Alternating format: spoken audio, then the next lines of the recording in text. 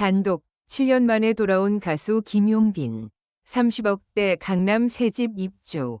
다시 시작된 전설. 한때 전국을 뒤흔들었던 이름. 그리고 어느 날 흔적도 없이 사라졌던 이름.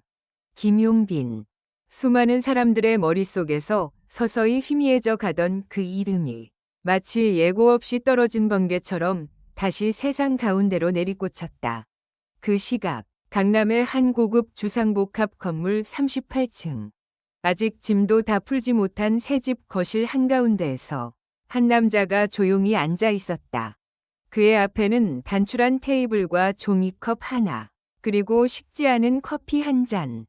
그 남자의 이름이 바로 김용빈이었다. 1. 텅 빈 강남 새집, 그리고 예상치 못한 눈물. 집안은 믿기 어려울 정도로 비어 있었다. 30억대라 불리는 고급 아파트치곤 벽에는 액자 하나 걸려있지 않았고 소파도 TV도 없었다. 바닥 한가운데 회색 매트리스 하나가 외롭게 놓여 있었을 뿐이다. 형, 기사 떴어요. 매니저 준호가 숨을 고르며 스마트폰 화면을 내밀었다. 센터에 박힌 제목이 그의 눈을 찔렀다. 7년 만 30억대 컴백. 강남 새집에서 포착된 눈물의 가수 김용빈. 김용빈은 화면을 바라보다가 피식 웃었다. 그리고 그 웃음은 곧 미세하게 떨리는 입술로 바뀌었다. 30억. 참, 숫자 좋아하네. 사람들. 혼잣말 같기도 하고 준호를 향한 말 같기도 했다. 그는 고개를 살짝 숙였다. 그리고 아무도 예상하지 못한 순간 눈물을 뚝 떨궜다. 준호는 당황해서 그를 바라봤다. 형, 괜찮아요? 그러나 대답 대신 김용빈의 어깨가 크게 한 번 들썩였다. 숨이 막히는 듯 그동안 꼭 붙들고 있던 무언가가 부서져 내리는 듯한 울음이었다. 괜찮아. 이제야 진짜 괜찮아지는 것 같아서 그래. 그가 겨우 짜낸 말은 이상하게도 안심에 가까운 울음이었다. 7년 동안 한 번도 누구 앞에서 제대로 운 적이 없던 남자가 강남의 30억짜리 새집 한가운데에서 조용히 무너지고 있었다. 2. 7년간의 공백, 한 줄로 덮어버린 진실. 7년 전 그의 마지막 무대는 여전히 전설로 회자된다. 전국 생방송, 시청률 20%를 넘긴 연말 가요 특집. 그는 자신의 대표곡을 라이브로 소화하며 마지막 고음을 치솟듯 올렸다. 무대는 완벽했다. 관객들의 기립 박수, 실시간으로 쏟아지는 찬사. SNS에는 역시 라이브 장인이라는 글이 넘쳐났다. 그러나 방송이 끝난 직후 대기실에서 그는 갑자기 목을 움켜쥐고 주저앉았다. 형, 괜찮아요? 숨 쉬어요? 형. 피가 섞인 가래가 그의 입에서 튀어나왔다. 의사는 차갑게 말했다. 성대 손상입니다. 최소 1년간 노래는 절대 안 됩니다. 상태를 봐선 다시 예전처럼 노래할 수 있을지는 장담 못해요. 기획사는 서둘러 멘트를 준비했다. 건강상의 이유로 당분간 활동을 중단하겠습니다. 수많은 루머가 떠돌았다. 사고 쳤다더라. 해외 도피라던데? 사고로 누군가를 다치게 했대. 하지만 진실을 아는 사람은 극히 일부뿐이었다. 그리고 그중 한 명이 바로 지금 이 순간 강남 새집안에서 울고 있는 남자. 김용빈이었다. 그는 그날 이후로 공식 석상에 한 번도 서지 않았다. 소속사와의 관계는 점점 틀어졌고 결국 조용히 계약이 해지되었다. 계약 분쟁 소송이 한 번 불붙으려다 그가 먼저 모든 걸 포기했고 상대는 침묵을 택했다. 하지만 그 침묵의 대가는 그의 이름이 별표 잊혀지는 것, 별표이었다. 3. 무너진 목소리, 무너지지 않은 집착. 다시는 예전처럼 못 부를 수도 있다. 의사의 말은 마치 선고처럼 그의 머릿속을 맴돌았다. 처음 몇 달 동안 그는 아예 목소리를 제대로 내지도 못했다. 기침을 해도 목이 찢어지는 듯했고 작은 음으로 허밍을 하는 것조차 두려웠다. 그럼에도 그는 소리 없는 습관을 버리지 못했다. 텅 빈 원룸에서 조용히 입만 움직이며 가사를 외우고 노래를 떠올렸다. 밤마다 악몽을 꿨다. 무대 위에서 입을 열었는데 아무 소리도 나오지 않는 꿈. 관객석에서 사람들은 하나둘 자리를 떠나고 조명이 꺼진 채 혼자 남겨지는 악몽. 그는 새벽에 깨어 식은땀을 흘리며 숨을 몰아쉬었다. 그리고 벽에 기대어 자신에게 말했다. 무서우면 다시 시작해야지. 안 그럼 진짜 끝나는 거니까. 수술을 했고 재활을 했다. 의사는 여전히 회의적이었다. 전처럼 완벽한 라이브를 기대하긴 힘들 겁니다. 하지만 그는 포기하지 않았다. 7년 동안 사람들 눈에 보이지 않는 곳에서 그는 매일같이 조금씩 그러나 끝없이 목소리를 되찾기 위한 싸움을 이어갔다. 4. 지하 연습실의 기적. 다시 올린 첫 소절. 복귀를 준비하던 어느 날 그와 준호는 강남이 아닌 외곽의 허름한 건물 지하 연습실에 있었다. 페인트가 벗겨진 벽, 비거기는 스피커, 낡은 마이크. 형, 진짜 이걸로 해요. 첫 복귀 연습이 치곤 좀. 준호가 머쓱하게 웃자 김용빈은 고개를 저었다. 괜찮아. 처음은 이 정도면 충분해. 중요한 건 장비가 아니라 내가 버틸 수 있느냐지. 마이크 스탠드를 세우고 그는 깊게 숨을 들이마셨다. 7년 동안 수없이 연습했지만 이렇게 복귀를 염두에 두고 실제적인 첫 노래를 부르는 건 사실상 그날이 처음이었다. 음악이 흘러나왔다. 그의 대표곡의 전주. 박자가 다가올수록 그의 손이 미세하게 떨렸다. 형, 아니면 오늘은 여기까지만. 준호의 말이 끝나기도 전에 그는 입을 열었다. 멈출 수가 없었어. 너를 향해 뛰던 그날.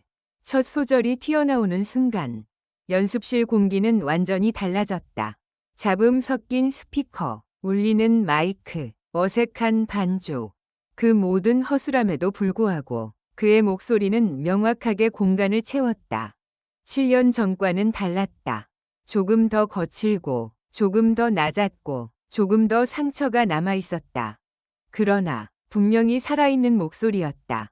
노래가 끝났을 때 연습실에는 숨소리만 가득했다. 준호는 고개를 들고 그를 바라보았다. 그리고 목이 메인 듯한 목소리로 말했다. 형, 돌아왔네. 진짜로. 그날 밤 연습실 구석 CCTV에는 노래를 마치고 조용히 무릎을 꿇은 채 양손으로 얼굴을 감싸고 울고 있는 그의 모습이 남았다.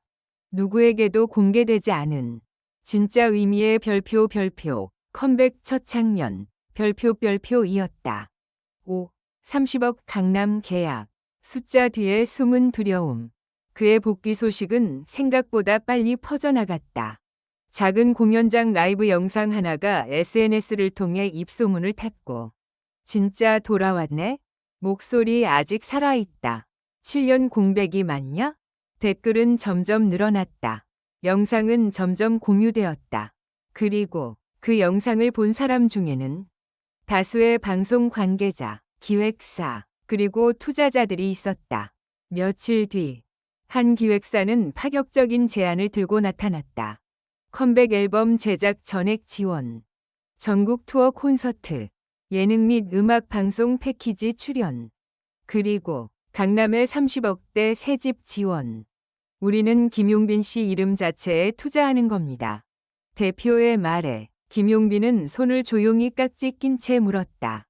왜, 지금이죠? 7년이 지났는데. 대표는 미소를 지으며 대답했다. 7년 동안 사라졌는데도 아직 그 이름이 사라지지 않았으니까요. 사라진 시간만큼 사람들은 이야기를 원해요. 그리고 당신의 목소리는 그 이야기를 들려줄 준비가 되어 있잖아요. 서류 위에는 놀라운 숫자들이 나열되어 있었다. 광고, 음반, 방송, 콘텐츠, 라이브, 해외 진출까지 모두 합산하면 30억을 훌쩍 넘는 규모였다. 계약서 마지막 장에 도장을 찍기 직전 그의 손이 잠시 멈췄다. 준호가 조심스레 물었다. 형, 왜요? 불안해요? 그는 한참을 말없이 있다가 짧게 내뱉었다. 나 다시 무너지면 어떡하지? 숫자는 눈부셨지만 그에게 더 눈부신 것은 별표 다시 일어설 기회. 별표였다. 그리고 다시 일어선 사람은 누구보다 다시 넘어지는 순간을 두려워한다. 그럼에도 그는 천천히 그러나 확실하게 도장을 찍었다. 그래도 이번에는 도망치지 않을 거야. 6. 강남 새집에서 터진 눈물, 그리고 한 통의 전화. 이삿날 집에는 최소한의 짐만 들어왔다. 침대 대신 매트리스, 화려한 조명 대신 스탠드 하나. 거실 한가운데에 놓인 것은 작은 스피커와 마이크 하나였다. 형, 소파랑 TV는 다음 주에 들어온대요. 그래도 이 집 진짜 뷰 미쳤다니까요. 봐요. 저기. 준호의 감탄과는 달리 김용빈은 창문 밖 야경보다 유리창에 비친 자신의 모습을 오래 바라봤다. 저기 비친 사람, 진짜 나 맞나? 그는 유리창에 손을 댔다. 7년 전 거울 속에 비친 자신은 교만했고 자신만만했고 세상을 다 가진 표정이었다. 지금 유리창에 비친 그는 조금 초라하지만 훨씬 더 단단해 보였다. 그러던 그때 테이블 위 스마트폰이 진동했다. 발신자, 엄마. 여보세요, 엄마. 용빈아, TV에서 봤다. 강남에 집 샀다며? 어휴, 우리 아들 잘 버텼다. 평소 같으면 농담부터 던졌을 어머니는 이상하게도 아무 농담도 하지 않았다. 대신 끝까지 참았던 듯한 떨리는 목소리만 흘러나왔다. 사람들이 뭐라 하든 나는 네가 포기 안 한 게 제일 자랑스럽다. 내 목소리 다시 들려줘서 고맙다. 우리 아들. 그 말이 끝나는 순간 그는 더 이상 눈물을 참을 수 없었다. 준호가 본 것은 휴대폰을 쥔 채 거실 한가운데서 조용히 무너져 내리는 그의 뒷모습이었다. 강남 30억 새집에서 터진 눈물은 누구에게 보여주기 위한 연기가 아니었다. 그것은 살아남은 자의 눈물. 버티고 버틴 끝에 파이널리 다시 시작점에 서게 된 한 인간의 순수한 눈물이었다. 7. 첫 공개 스케줄, 그리고 예상치 못한 돌발 질문. 복귀 기사와 30억 새집 얘기가 한동안 화제를 모은 뒤 그는 드디어 첫 공식 일정에 나섰다. 라이브 토크가 함께 진행되는 음악 방송. 로비부터 카메라와 기자들이 진을 치고 있었다. 7년 만에 뵙네요. 성대는 완전히 회복된 건가요? 공백 동안 뭐 하면서 지내셨어요? 질문이 쏟아지는 와중에 한 기자가 다소 날카로운 질문을 던졌다.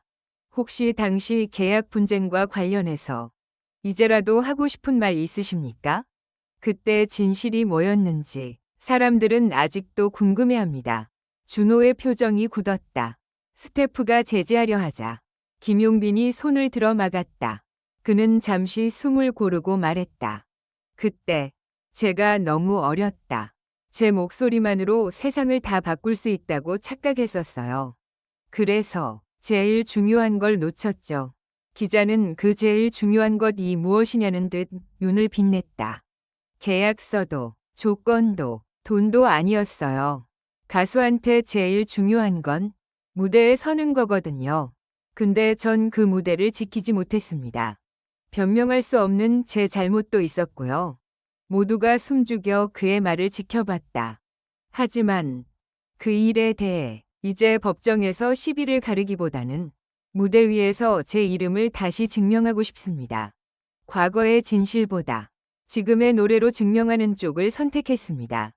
짧지만 선명한 대답이었다. 기자는 더 파고들 기회를 놓쳤고 인터뷰는 다른 이야기로 넘어갔다.